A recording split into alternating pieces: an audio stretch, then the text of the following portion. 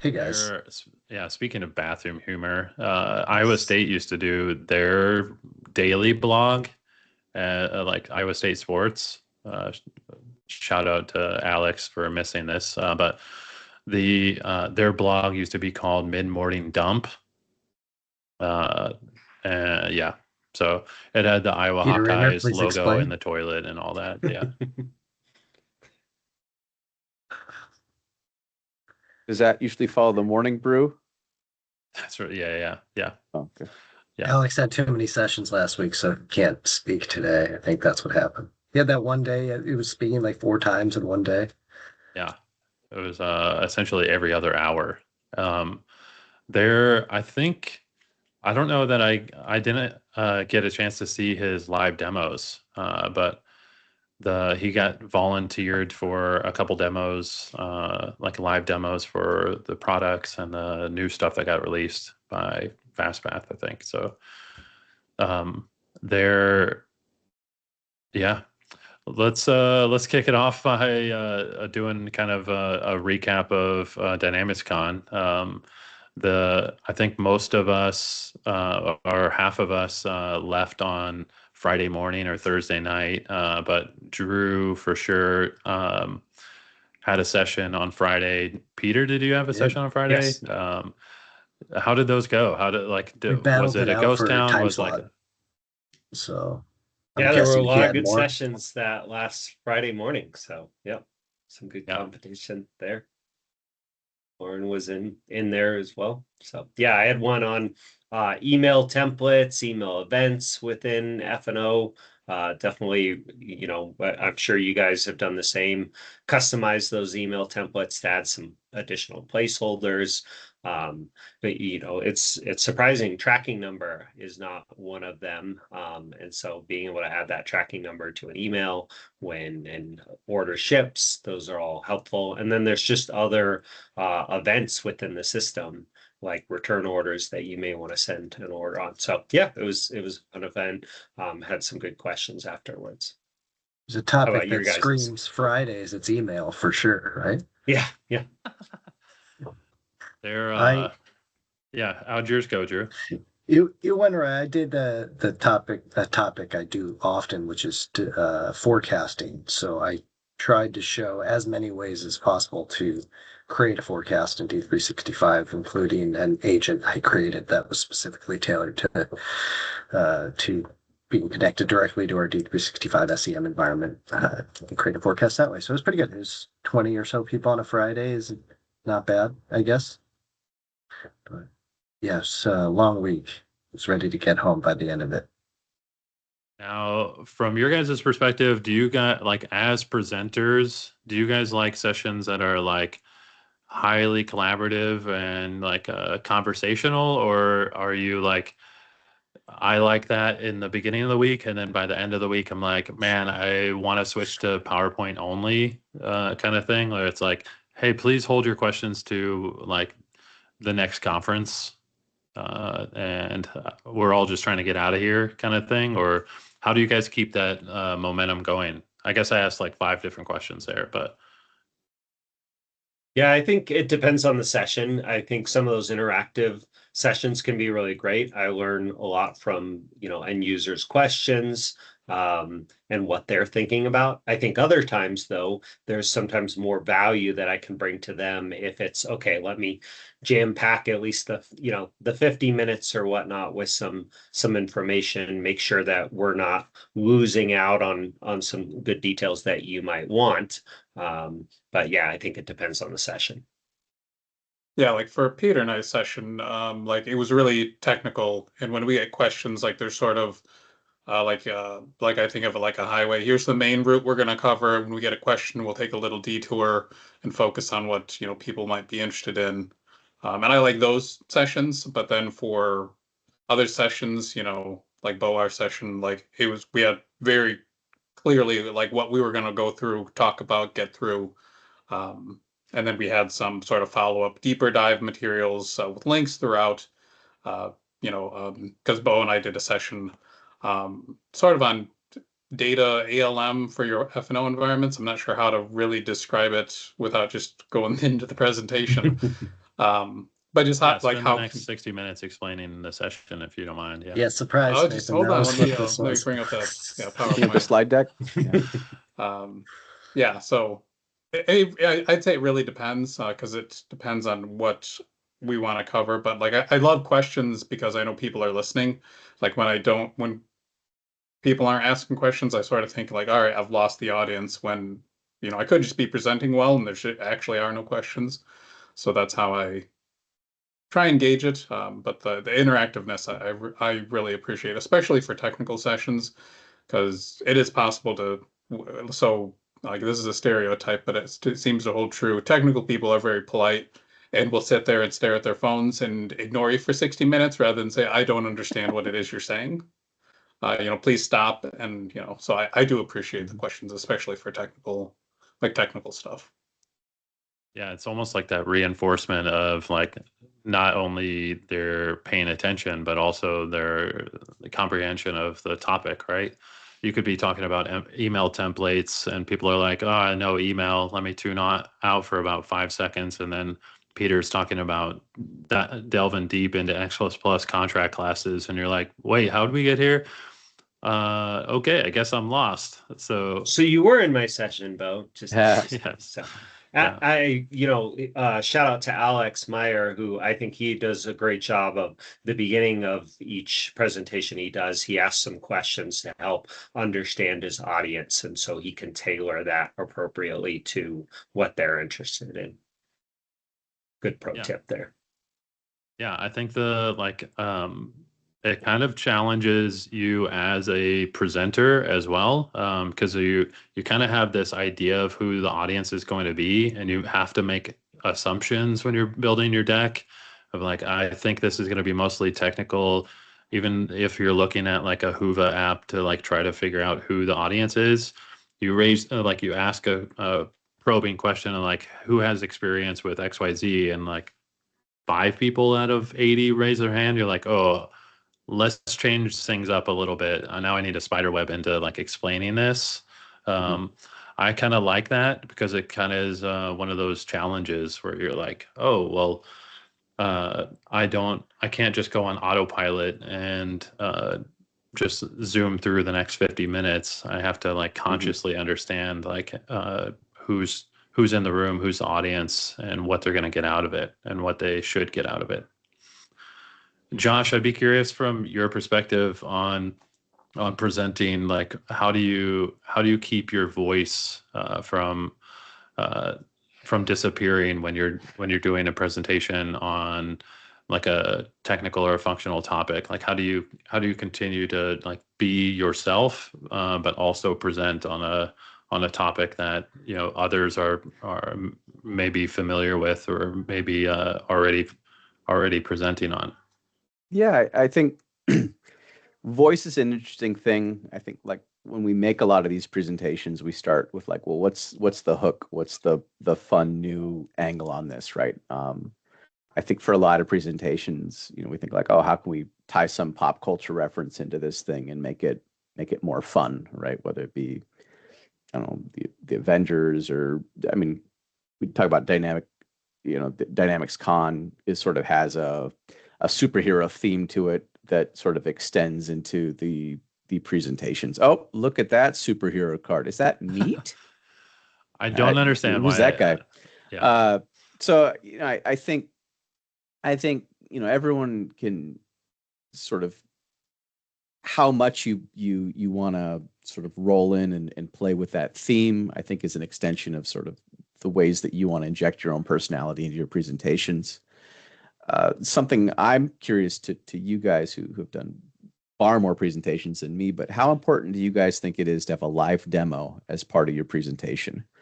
Because for me, as an audience member, I feel like that's it raises the stakes, right? As a presenter, right? So whenever you have a live demo, that's uncertainty, things can go wrong, but there's a sense that both as a presenter and an audience member, I think, oh, like if there's not a live demo, why are we together in person? I don't know. How do you guys feel about live demos? Yeah, I think live demos are certainly more engaging. They can be helpful. You can connect the dots with what you're seeing and that learning process. Sometimes when you're just seeing those images, even though someone might have been pretty thorough in listing out the steps, sometimes there's just those middle places of, well, I'm on this part of the screen to this part of the Mhm. screen that you Right. lose the context of. So I always do try to, present live demo when I can. And then just as a, good backup presenter, I'm always including those images in the deck so that, for people who can't make my session or otherwise they want to look up those steps later, they can quickly see them. But I do try to incorporate what I can given the best kind of use of the time. It's a great best practice. Drew, what do you think? I was going to say, I think it kind of, Peter sort of made this point before. I think it depends on what your topic is. I think even if we look at one of the sessions we all did together, it was interactive. There was something going on, but it wasn't a demo of like a Dynamics product, right? We were talking about a lot of things around what happens when something goes wrong on a project and how people react and deal with those issues and action next steps and what is the communication like with a client. And those sessions are really valuable as well. I think at these conferences, we're often talking about things like change management, project management, building the right teams, things like that, that those don't necessarily necessitate demos. I do. I always used to think live demos were hugely important. I always like to Mhm. have a demo. I don't think it necessarily needs to be live. I did do a live demo on my solo session this year, but I also had about a 20-minute recording as for two reasons. One is a backup. Live demo could go wrong. There could be lots of reasons, technical or otherwise. Maybe it's the environment I'm using goes down. Maybe it's the, bad internet at the conference center, all these different Yeah. things that could go wrong. But also sometimes having something that you can show and talk to and not necessarily have to perform every step live facilitates a better conversation. A lot of times, maybe the questions that come out, you can kind of stop and focus on something that's hugely important for your audience and not get, thrown out of the loop. Oh, I was live and now I can't go back and get into the swing of things. If you have it planned out, sometimes that works better as well. So kind of depends on what you're going for, I think. I had one session this week that was with my Doug co-lead for New England, and bye, Peter. Thank you for joining us. Thanks, And guys. ours was discussing Business Central versus D365 F&O. Smallest session, did by far, but it was super interactive. We had someone there who do the F&O side a little bit, and their partner knew the BC side, and they were thinking about establishing a business that maybe helped companies look at both. We had a customer who didn't knew nothing about Dynamics and wanted to learn the landscape, and then we had some ISVs that were kind of in between both products. So that session drove a lot of great conversation, and it had nothing to do with a demo. We had a short deck, but they wanted to hear about the experience and expertise in those products. So maybe it was a little bit of a different audience. What about you, Bob? I think from my perspective, first off, like we're in 2026, I still don't understand why like it shouldn't be a cliche anymore. This should just be a solved problem. There shouldn't be known Wi-Fi issues at conferences. Like we are in 2026, boys. Like how do we get around that? And like this whole concept of like, praying to the demo gods to make sure that, something works is one thing, but like internet issues should never be the root of that problem. So I think to Josh's original question, like if there's no live demo, then why am I here live with you?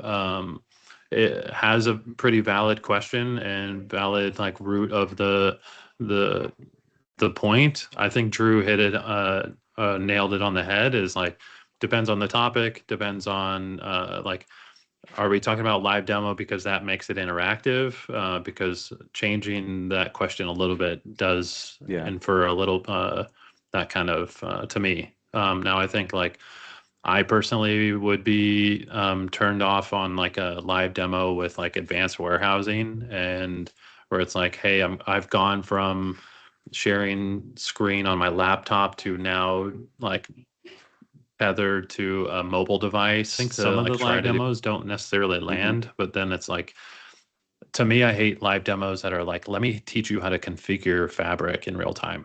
Like that isn't a live demo topic. That is like, let me show you that is fully configured by sharing the configurations. Let us pause here and then show you,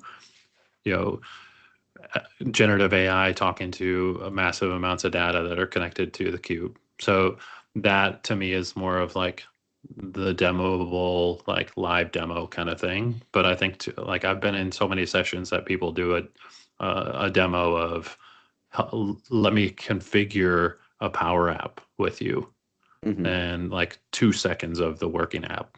You're like, what did we just do? Like, that wasn't, that could have been an email. That should have been a blog. Yeah, I mean, like for like a lot of technical stuff, like to Drew's point, you sort of got to know what it is that you're going to present. A lot of technical stuff is click a button, wait 30 seconds. Click a button, wait 30 seconds. Yeah.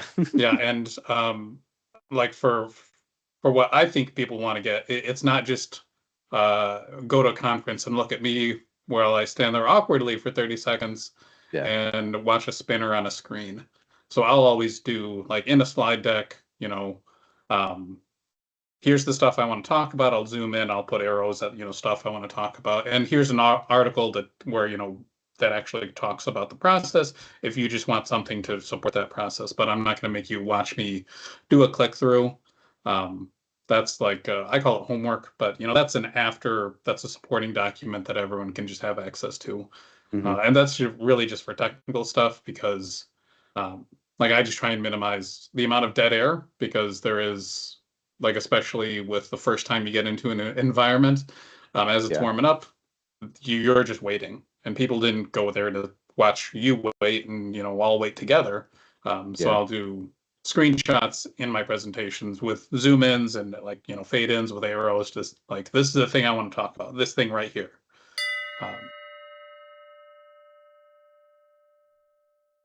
Assuming that you guys have, speaking of asking and then changing the context, so you can attach Claude to Chrome as like a plugin and essentially open that as a sidecar and ask it to do something, and then it will interact with that open website. It also, like if you give it permission, can open up new tabs and do research and like so on and so forth. I've been messing with that in F&O a little bit. I heard somebody talk about this kind of concept because for Claude, specifically in Chrome, you can teach it things. So it's called Claude Skills, but skills specifically for Chrome. So if it's like, hey, I tried to create a customer record and I fumbled on the address, so you're like, oh, this is how you do an address. It's wonky in F&O. So all of that context just to ask this question. Do you guys think it could be worth it in 2027 to, like, today we're releasing a deck, and to Josh's point, a deck with a live demo is literally an intro slide that says cut to live demo. That isn't a useful thing, and we aren't really releasing a videotape of us doing the live demo. It would be interesting in 2027 to possibly release like a Claude skill to replicate exactly what we did. And it's like, if you were struggling with the setup of this, here's a open source version of this Claude skill that's taught how to configure XYZ. What do you guys think? Oh, seems interesting. I mean, ask Alex about security. Yeah, I have some security concerns. Yeah, there are a lot of concerns around that. That was my first reaction too. Yeah. But I mean, like, we have task recorders, and that can do something similar.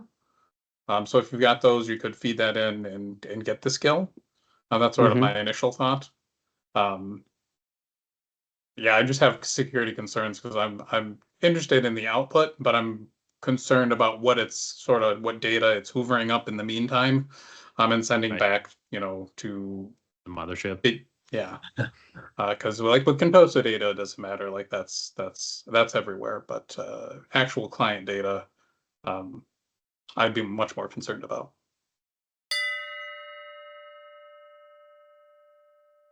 Well, I was just thinking about the session that I liked the most from DynamicsCon this year was the D365, the ERP MCP session, which is showing sort of the new MCP capabilities of reaching deep into Dynamics and sort of through a co-work experience or a chat interface, right? Being able to sort of pull data and update data within Dynamics. And so what you're describing, Bo, I almost think about it as sort of these different sessions you can almost add as like a personal knowledge base that sort of is improving your own personal co-work experience. And that those might not be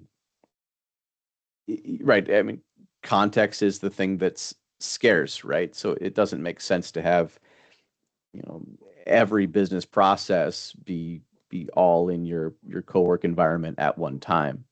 But I think the point you're raising is interesting, that sort of the artifact that we could be providing, this is a session, we're talking about this stuff, but this takeaway that sort of can provide context to a co-work experience. And then when you go on in your own environment, you're trying to sort of diffuse what you learned in your session or explore what you learned in your session within your own situation. You can these can sort of be augmenting that co-work experience. I think it's forward thinking, and I think I can start to see what that might look like. There, speaking of MCP and exploring that, there is a session that I intend to go to at Dynamics Minds next week, and I think we all know that those sessions are very well attended. So I'm very excited to see that one.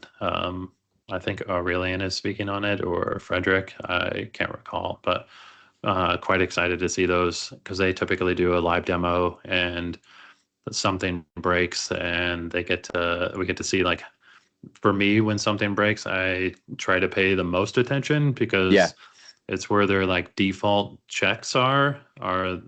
It's like they kind of go silent. Some folks go silent when something breaks on a live demo, and they're hyper focused on like, hey, I need to check here, here, and here. That's, I think, wherein I learn the most, is like, hey, I can read a block on the happy path, but when something breaks, like, what did you just check? All right, no, those are my notes. Those are my takeaways from this session.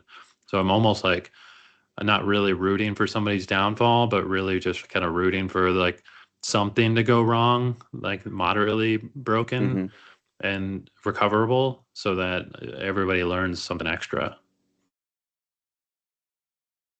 I know I just like curse the demo gods there with that one, but yeah. Speaking of something breaking, our collaboration session was kind of around that concept, right? Having issues during an ERP go live and how to resolve them. While we didn't have a demo, we were talking about real issues that happen in projects and how those issues escalate between clients and partners. And I think we had the added risk of having some Microsoft personnel in the room also asking us questions and ranking how they thought we were handling those scenarios. This is the first time I had done a session like that. I'd be curious to hear about the experience you all had in that, because you were pretty much put on the spot. While we knew high level and what the issues could be, you didn't know when you were going to have to answer, what role you were going to have to answer for, and things like that. So I don't know, Nathan, Josh, but like, did you guys feel a different sort of pressure? Did you approach that type of session differently? It's not, quite something where you're just controlling the total output of, of the presentation. I mean, the only thing that I thought was funny about that, so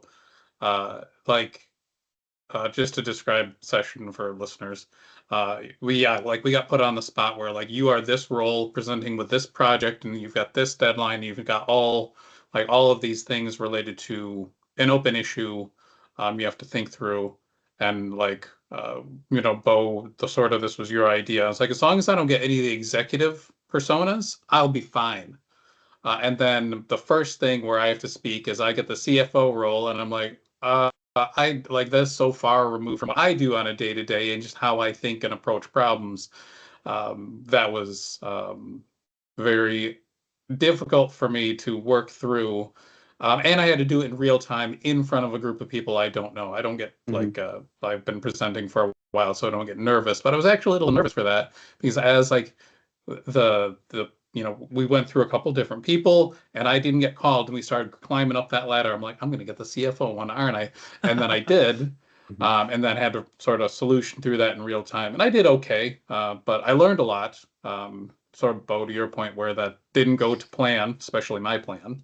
And I learned a lot, but we got some feedback as well. So that was, that was valuable for me, but also I think hopefully valuable for everyone.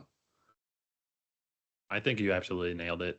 By the way, at the CFO role, I could tell, like, because I was standing right next to you, that you were like, "Oh shoot!" Like, and then your answer was like very well received. It was like, "Oh yeah," it rooted us back into it. Go, you go ahead, Josh, and then I'll go. Oh, my one comment is like the session was improvisational. It was very loose. And I think what I liked the most about it is that encouraged the audience to be loose and open up. And in the back half of that session, as we talked about sort of other things that people had broken and what they did, what they could have done. I liked that a lot. And so I think that's a key part of these sessions is sort of that interchange, right? And how do you sort of get the participants to open up and start talking with each other about their situations. I think that's where you get the most meaningful exchanges in some of these sessions sometimes. I agree. I think you're almost like a 33-minute icebreaker, and then it's like, all right, now we've warmed up the engines. Now, you guys have any thoughts, any questions? The crowd was a little bit of already interactive by the end. So had we started with like, hey, can you give us some things? I think we probably would have had quite a bit of awkward silence. But by the end, doing it in that order, I think we were like, people were like, oh, I wonder how they would solve my particular problem. And they like, a couple of people had like essentially just admitted to completely breaking production and was like, how would you have handled this? And I was like, this is nice. About as this well is as you like did. yeah. There for me, Drew, like the handling it in real time, like I had only performance tested that website with one person, and it was my wife. So like when 30 people logged in and started submitting things, the admin view completely melted. So like I had to do a hard reset on the admin center, and I was like, I don't know if I'm ever going to be able to go to the next stage because so many people were hitting the submit. And I'm like, well, we're going to be ad-libbing this. I don't know how to tell the other 5 guys as presenters, like, hey, my one responsibility is effed. So sorry, guys. Thankfully, I was able to finally press that button and get us to the next stages. But that was the first thing. I was like, oh Lord, I'm turning hot. I was like, I don't know that you guys noticed, but like I think like Peter noticed, and he was like, hey, I think I'm going to start filling the silence by like talking. And I'm like, thank you, please do that, please cover for us while I try to recover from the back end. And then the next thing I noticed is like, hey, that kind of set us more off into like a jovial tone. And to Josh's credit, he wanted to make sure that session people left by learning something. So for the host, I wanted to make sure that I was like, hey, how do we make sure that we try to recap some of these nuggets that these gentlemen are saying? And how do we make sure that we're like, hey, these are the lessons learned that you were supposed to get out of this? So for me, that was frankly fun. I like the Wild Wild West. If you guys couldn't tell, I typically do my best Will Smith movie? presentations. Yeah. Okay. Yeah. The I do my best presentations that are not scripted. So, not to say that I can't do a scripted presentation, but I typically like to riff, and that's usually to my question earlier to Josh is like that's my voice is it comes out the most when I'm able to riff. Like I know the general topic, but I don't know how I'm going to get to the destination.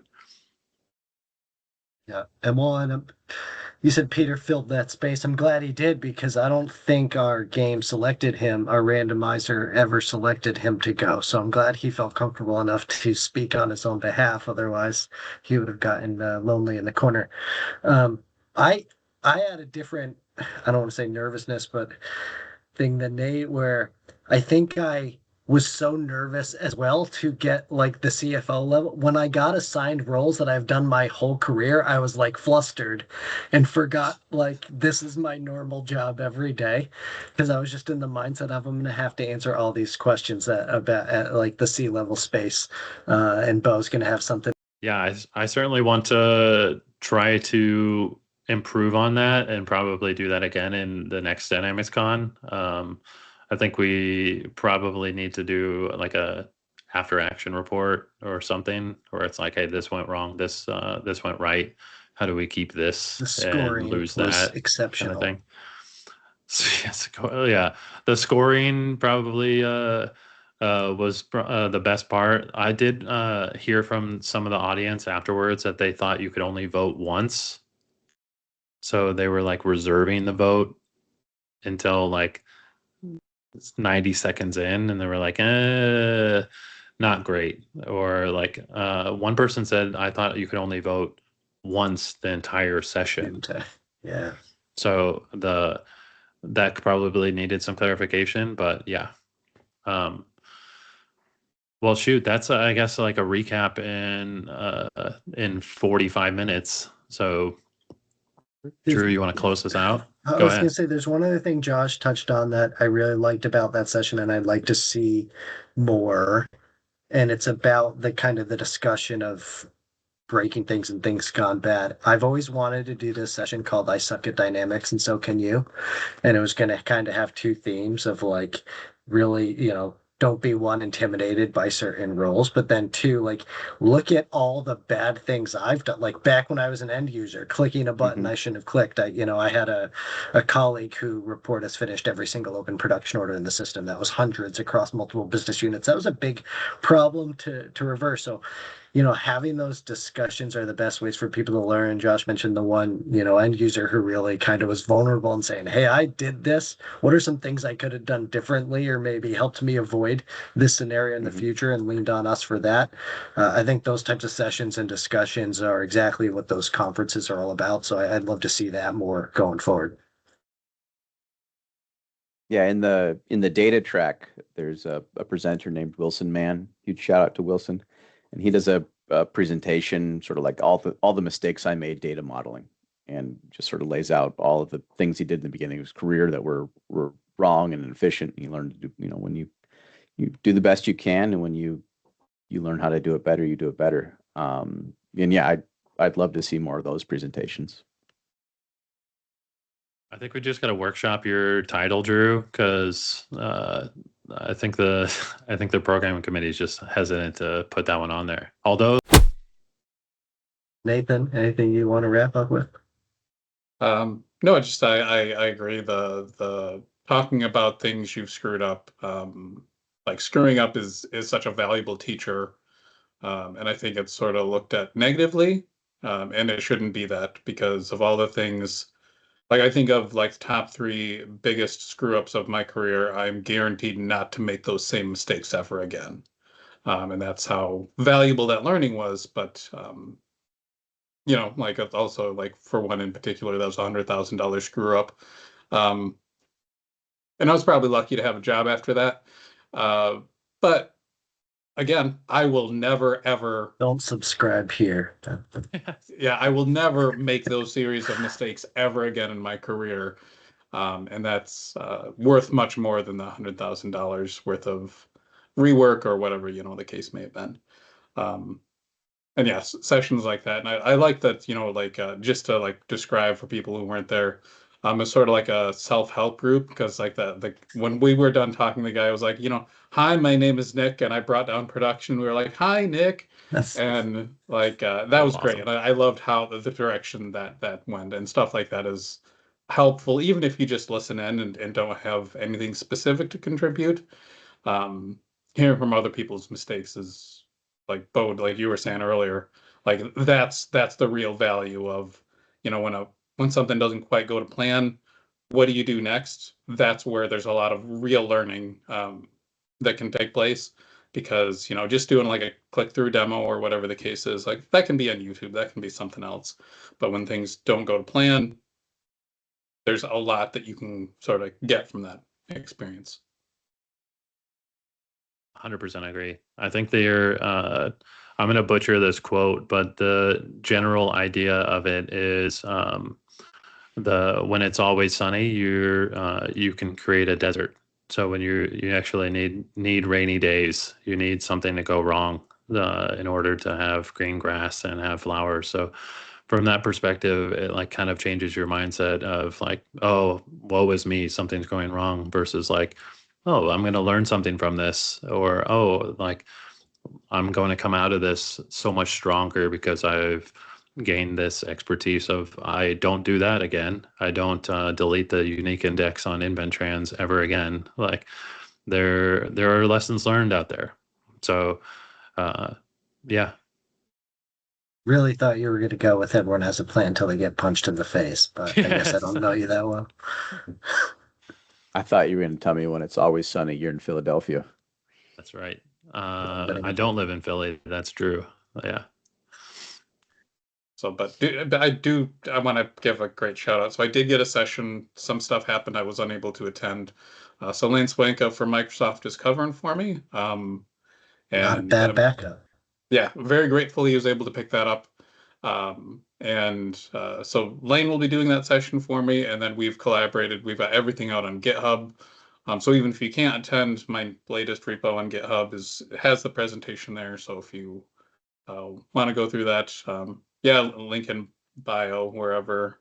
Um, and yeah, so huge shout out to Lane for picking that up for me because he had two already. Um, so he's picking up a third. So thank you, Lane. Thank you, Lane. Yeah, Lane. All right. Thanks, All right. guys. All right. See you Cool. guys.